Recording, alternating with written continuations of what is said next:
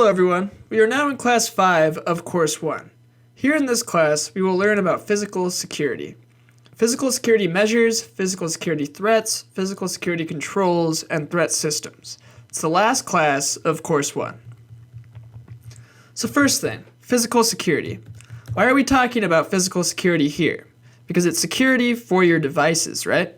We should be protecting our devices from theft, damage, and many other factors. So physical security is the first layer of protection for any computer device and its data.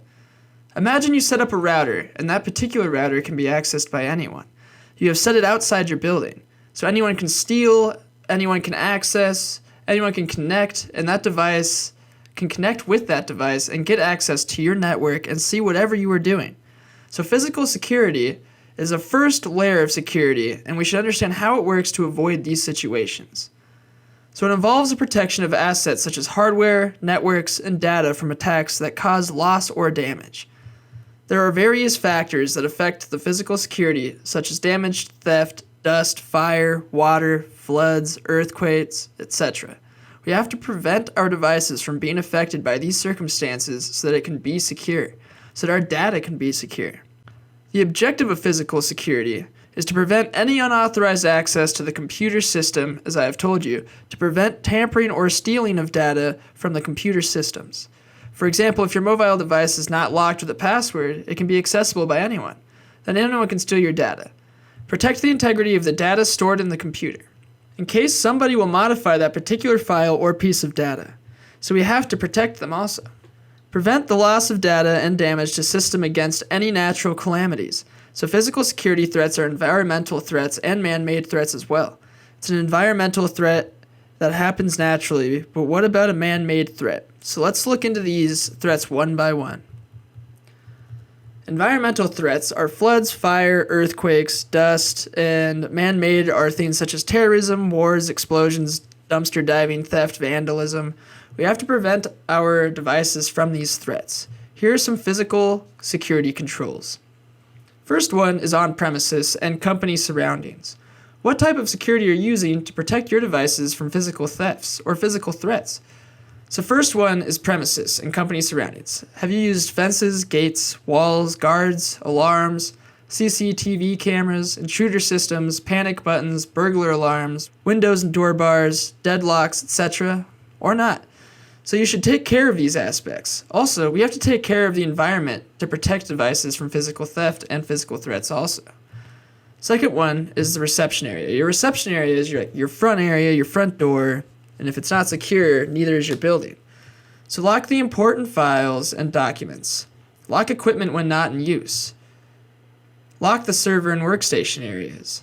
Lock the system when not in use. Disable or avoid having removable media and DVD-ROM drives, CCTV cameras, workstation layout design, etc.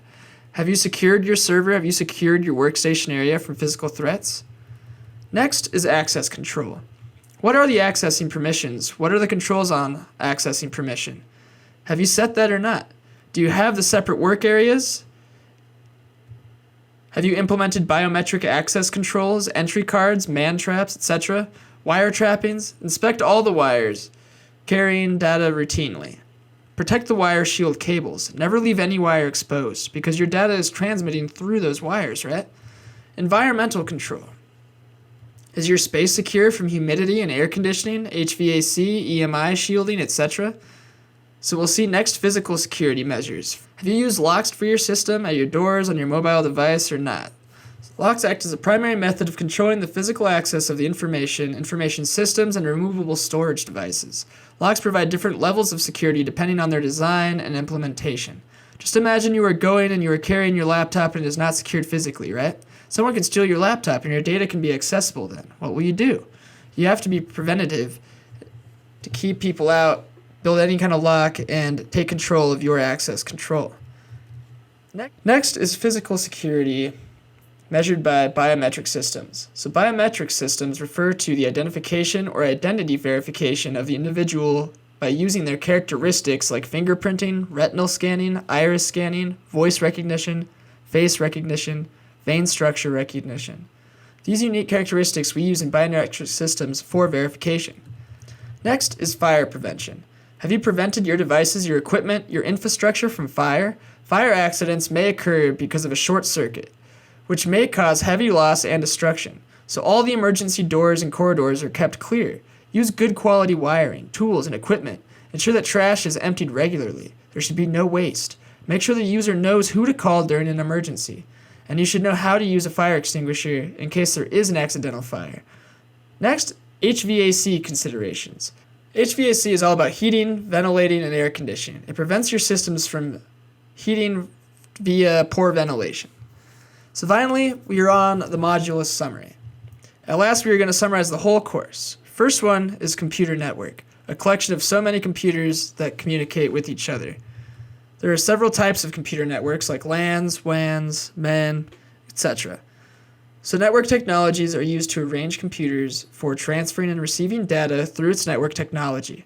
A computer system has different types of protocols in LANs and WANs, as we have discussed. So computer network devices work like mediators to transfer and receive information. These are mediators who are just forwarding the data between the sender and the receiver. The devices are just forwarding the request. Next is if a device wants to communicate using TCP IP, it needs an IP address. In case you want to connect to the internet, you need an IP address. An IP address consists of a 32-bit number, usually written in dotted decimal notation. IPv4 addresses has a 32-bit number IP address, as just discussed, and IPv6 addresses have a 128-bit number IP address. A network protocol defines rules and conventions for communication. Between your network devices, we are using networking protocols. Gigabit Ethernet is carried primarily on optical fiber. HTTPS is used between a web client and a web server for secure data transmission. One thing I want to tell you, in case you are connected with the internet and you are using HTTP protocol, you should not transfer your credentials, just something to keep in mind. In case you are not using HTTPS protocol, then you will not be forwarding your credentials, your social security number, your contact number, or anything which is personal to you, anything which is important to you. Don't forget, in case it is HTTP website, you will transfer all the credentials on the important documents when you are connected only with an HTTPS protocol, because it's a secure one.